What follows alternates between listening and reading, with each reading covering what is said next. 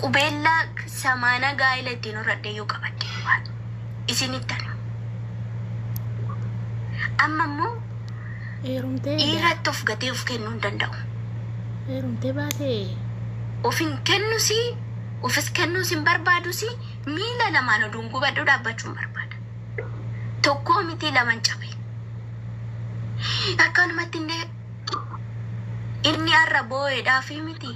Ani dachaa sadii boo'ee madaa'ee gubaarra dhaabbadhee miila lamaan dhaabbadheera.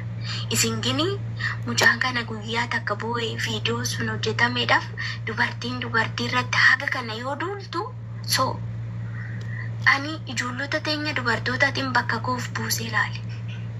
Murtoon onaa irratti murtaa'ee akka dubartittii macaafa qulqulluu ishii sagaagalummaa hojjette waqaraa ajjeesaa jedhan san ani akka ishii uummanni kun dhagaa fudhatee ona waraana dha'uudha deemu natti mul'ate. Ani deerasa waan raabsitan hin gammadu. Obboleecha kooti dhugaa jiru dubbattee waan jiru keessa isaa waan itti dhagahame ibsate anis immoo kaasaa nan kaffala. Dhiifama shaanxaan bareedan shaanxaa yoo ta'e bitee naaf fida. Guyyaan eeyyamni naa kennamu waan hundaan asirreesseedha. Ani kana caalaa abbaa kooyi meeroon ofis silleessu of hin ajjeesu. Ishiin qabeenya qabdii nama yaanni keessatti hin qabu. Yaa'u seenaati dubbatte muraasa isaa kanaan duras nan beeka waan ta'eef waliin haasofneef turre waan ta'eef haga ta'e tokko nan beeka. Ammaanii sijjamar akkaataa miira tasgabbii qabu wanti xumuramuu qabu xumuramuudhaa qaba. Duudhaa kiristaanummaa akkaataa eegetti, duudhaa oromummaa akkaataa eegetti jedhana namnis addabaabayiitti waan adda addaa nutti akka hin kolfinetti karaa tasgabbii qabu wanta itti deemuu qabamu itti deemamuudhaati qabaata. Ishii kana jala murree dubbanne tokko. Ammasitti garuu atis dhiifama kan wanta ta'eef jetteerta innis dhiifama jedheera. Isa kanaaf dhiifamas akkasiitiin garuu gaafa goonu maal ta'uu qabna. Keessaan haasa'u kaleessa sikkoo hariiroon karaa keessaati kan haasa'amaa ture. Garuu wanti jedhamuudhaati qabumaanni shakkiidhaan wantoota adda addaati yoo itti deeme ta'eera. Itti adeeme obboleetti keenya seenu obboleessa keenyaatis namoonni jidduu keessan deeman dhimma keessan ta'uudhaan qabaatan. Amma raggaasistanii wanti kun ebeleedhaan akkas ta'e jettanii deemtanitti amma shakkiidhaan itti deema mataan ittuu seexanni karaa argatee wantoota kana balleessaa fi mancaasaa deema wanta akka wanti hundumtuu mancaa hin deemneef dhugaa akka wanti hundumtuu badaa hin deemneef. Kita kanaan yoo itti deemaa deemne gaariidha. Ta'eera uumameera as ga'eera garuu immoo furmaata wayyu furmaata turre gaariidha. Waliin dubbii wanti inni hin furre hin jiru. Kanaaf keessaan waliin dubbachuu keessaan immoo waliin dubbachuu keessatti miira akkasiitiin xiqqooshii miira ho'aa kanaan walii galuu dadhabdan obboloonni jiru waan ta'eef isaan keessaan tiimii jiru qindeessanii obboloota amantan gamaa gamanaa wanni gootanii dhimmi kun simpilii salphaatti furamu. Gin la seexan bota attistoota. Seexanni bakka hin argatin. Jaalala keessatti seexanni inni yeroo hundumaa faallaa jaalalaati. Booressaadha. Asmeendiyoos kan jedhamu seexana gaa'ila inaaf, seexana mana namaa diigu, seexana mana booressu isa kanaadha kan jiru. Hafuurri Waaqayyo namarraa haifatu waanta ta'eef. Isa kanaadhaaf kaleessa namni jibbaa miti gaafa kaleessa tokko jedhamee haasaan jalqabamu wanti hundi ta'u. Har'as ga'e immoo inni akkasitti akkas ta'u seexana yoo ta'e malee namni gammadu hin jiru. Inni jala taa'ee iyyuu gammadu bookkisu inni akkas ta'u kun hundumtuu hafuura Waaqayyo irraa otoo hin ta'in hafuura seexanaatiin inni arrabsoo kaasu waan hundi waan ta'eef seexanaaf akka bakka hin kennine dhugumatti kan si yakkineef dhiifama kan sitti yakkine dhiifama jenneerra hariiroon ture immoo itti hafuuf immoo haafu kan jedhu immoo soota jedhamee keessaan haasa'amuu qaba. Soota jettanii keessaan haasoftanii fixachuudhaa qabdu. Miirri walitti darbinsaa eessattuu jiraachuun qabu. Fakkeenya maalii ta'aa deema? Fakkeenya jiddiiginsaa, fakkeenya badinsaa. Har'amma karaa tokkoon innaan inni kaan wal jajaa oolu, inni kaan immoo innaa warrirraasaa oolu baay'ee namatti dhagahama wanta ta'eef Waaqayyo nagaasaa nuuf haa deebisu. Waaqayyo jaalala isa dhugaasaa hunda keenya jidduutti haa deebisu. Hangama kiyyaan kana jedhee atis dhiifama jettetti jiraatte wanta turametti fufu obboleessi keenya dheeressaan seenuunis dhiifama jette kana soorii jette kana isa kana qabattee wanti hundisaa karaa keessaatiin koomitimentii gaarii qabaattee kutannoo gaarii qabaattee har'a sitta fuudhaa otoo hin ta'in inni asirra nuti jirru kun soolushinii hin ta'u. Waaqayyo garuu akeeka taasisee yookaan kan cabe sana kan jige sana kaasuudhaaf kan cabe sana suphuudhaaf Waaqayyo karaa gama kanaatiin har'a kana fide ta'uudhaati danda'a. Garuu furmaanni TikTokii kanarratti hin jiru. Garuu Oromoon keenya maal jedhaa? Maqaa gabaatti baddee gabaatti mormatu jedha. Maqaa gabaatti baddee gabaatti mormatu. Kana cufameef yaada. Maaliif TikTok irratti maqa balleessiin adda addaa gaggeeffamaa waanta jiruuf kan ofirraa qolachuudhaaf gama kanatti dhufame jedhee yaada malee rakkoo uumameef TikTokiin furmaata ta'a jettanii akka kana hin finne nan beeka. Maquma gabaatti badee gabaatti mormatanii ofirraa kaasuudhaaf Waaqayyo waruu gaanta gaarii nu taasise waan ta'eef anadaraa mana kiristaanaatiin adaraa abbummaatiin kan sinitti kaasu dubbiin kun keessaan deebi'amee karaa icciitiinsaa eegameen xumuramee gaafa tokko gama TikTokii kanaatiin gadi ba'amee araarri keessan ofiishaalii uummata kana bira akka ga'u abdii guddaan qabaa. Isa kanaaf immoo waadaa isinitti haa ta'u Kiristoos isa hordoftan sanaaf jedheen ani gama kiyyaan dubbii kana goolabaa seenaanis kana koomitimentii guddaadhaan akka itti deemtu obboleessi keenya Kiristoosaanis itti gaafatamummaa guddaadhaan akka itti deemtu abdii guddaan qaba. Waaqayyo gooftaan immoo inni isin araarsu haati gooftaa keenyaa qulqulleettiin duba ishiitiin ishiin Qaanaa Galiilaa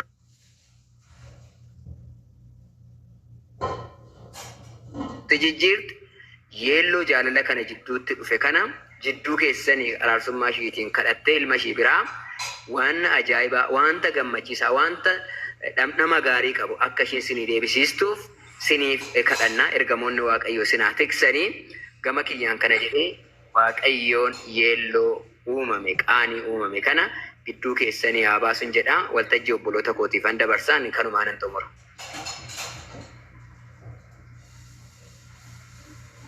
Kenapa?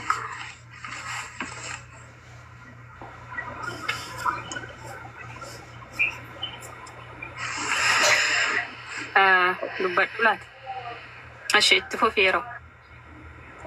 Okay, dura ani akkani hin dubbatte yeroo tokko seenaan jechuudha. Dura dhiifama jettee jechuun bakka dhiifama jettee dhiifama gaafatteerti yoo dheeressaatu amma gaafataara malee dura viidiyoo dhiifama hojjetteerti.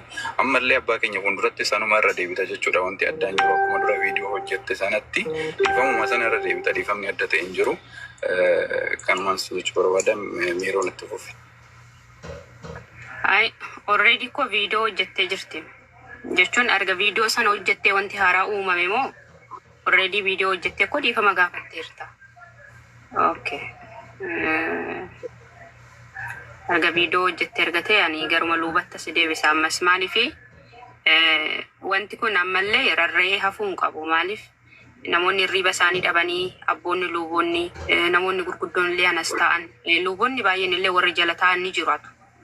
Maaliif obboloonni mana kiristaanaa Baay'ee meeroon ani anana arrabsuu isaaniitti nama tokkotti muufadhu meeroon maarami siin jedha nutuudha nama takkitti taqayyamuun jaalladhu na arrabsaa feetan koottaan akka balaayyoo edee mirga sinii kenneen jira kan daangaa darbee jaarsummaa ergameera araarri yaabuu jechuun mo'atamuu ta'ee itti mul'atee ilaalchatuu fi viidiyoon inni hojjete viidiyoo maalisitti hin beeku ani konfidensii isaanii kennee haa ta'uu inni keessa jiraate haa ta'uu ani hin beeku meeroon haadha koo fuudhanii zaqqazzaqanii jechuudha.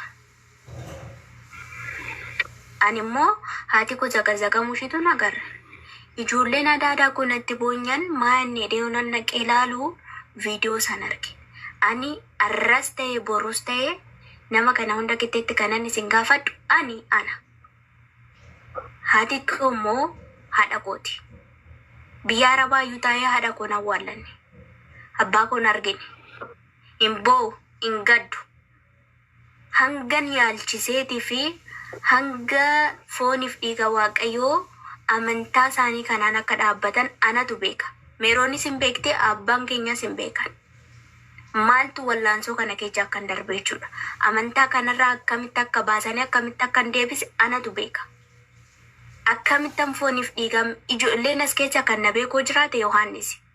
Ani sooshaal miidiyaa irratti bahee waraana amantaadhaan godhamu kana meeroon faanti ilaalu isinitti fakkaata. Sirrittan isin hordofa. Maaliif amantaa kanaan ala warri jiran obboleewwan mana keessaa hangam akkana dhiiban anatu beeka. anatu haadha kootis batalay abbaa koo dhiisa haadha koo amantaa ishiitiin deebisee fooniif dhiigan geechisuudha hangam akka gatiin kaffal anaaf waaqa tokkichatu beeka. Gadi ba'ees dubbachuun barbaadu. Maaliif waraanni seexana wajjin teessisamu sooshaal miidiyaa irratti miti. Keechan immoo galanni waaqayyoodhaaf haa tolu. Dubroo Maariyaamiidhaaf haa tolu. Qulqulluu Mikaa'eliin taabonni biyya kootiin haa guddisee haa ta'u gatii kaffalee haadha koo fooniif dhiiga waaqayyootiin geechiseen jira. Gama kamiin deemanuu na mo'achuu dadhabanii gama haadha kootiitiin natti dhufan. Dhiifama gaafadhe. Mucaa kanas immoo maaliif gaaffii jaalalaa daangaa darbetti deebistuuf kan naan jettanii fi anis akkan deebisuu hin dandeenye Meeroonis hin beekti gaaffii waa'ee jaalalaa waa'ee gaalaa barsiisan ani utaalee tan ba'a. Barsiisa Rabbirraa nu durumaaniyyuu na beeka. Barumsi gaa'ela hoo jedhamu ani utaalee tan ba'a. Nan beeka waan ta'eef. Ani baqqee darabbaa kennu. Namni waan jiruufi miti baqqee guddaa si galateeffachuu barbaada. Hagarraa sitti hin beeku. Keecha kootti gini waatu jiraa tureeyyu. Nangala galeetan biyya kootti jijjiirama jedhee gaafa amantiidhaan arabaan wal lolee ba'eesanii adabadhuu taa'e seena galtee uumaan kootudha.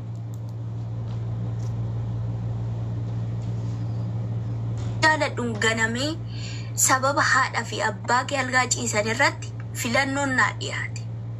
Ani isin sobu dhiira nan kabajaa hanga tokko tayyaadhaa gini dabarsee dhiiraaf lapheen kenna. Namni sodaadhu biyya lafaa kanarraa dhiira.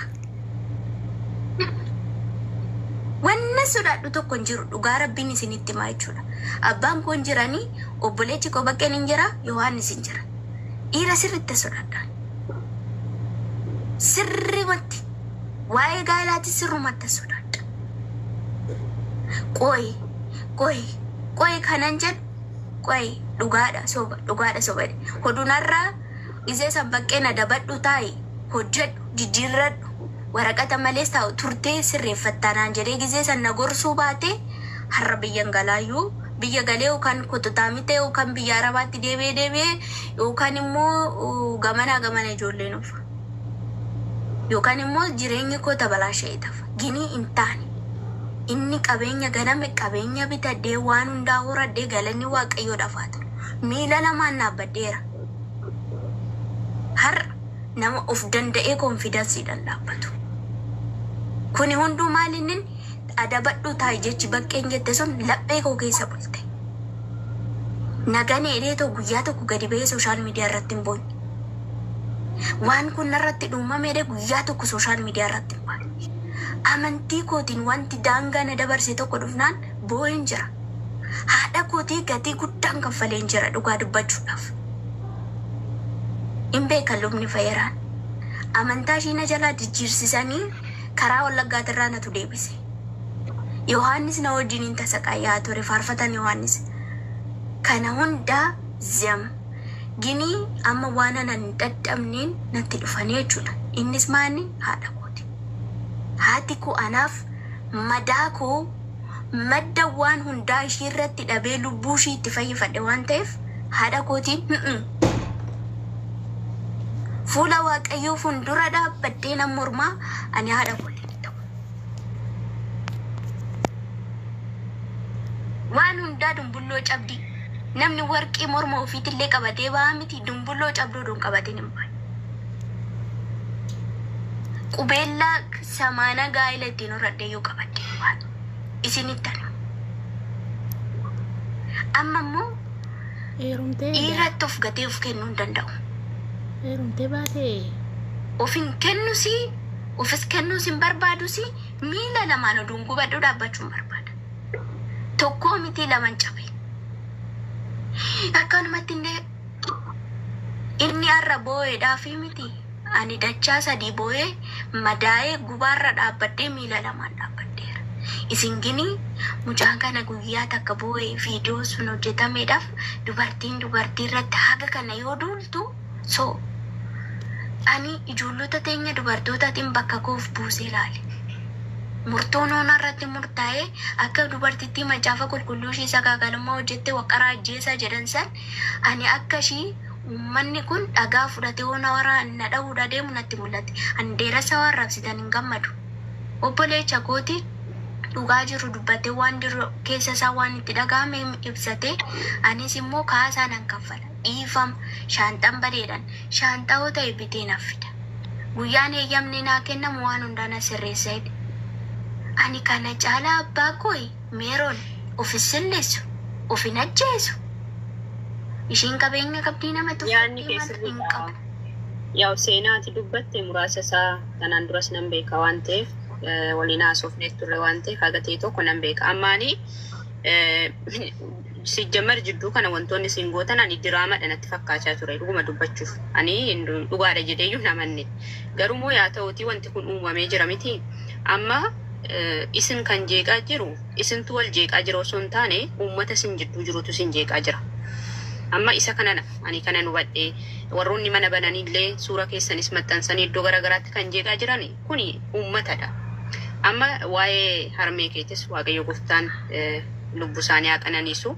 Waa'ee harmee keetis hankaasee dheeressaa osoo hin taane ijoolleedha miti. Erga viidiyoo san poostii gooteen booda ijoolleetu yookiin immoo nama isa deeggaru warroota fakkaatan sanidha miti waa'ee harmee keetii kan kaase. Kanaafiyyuu dheeressaan duratti illee dubbateera. Maqaa kootiin namni ishii arrabsu ana bakka hin bu'u jedheera duratti.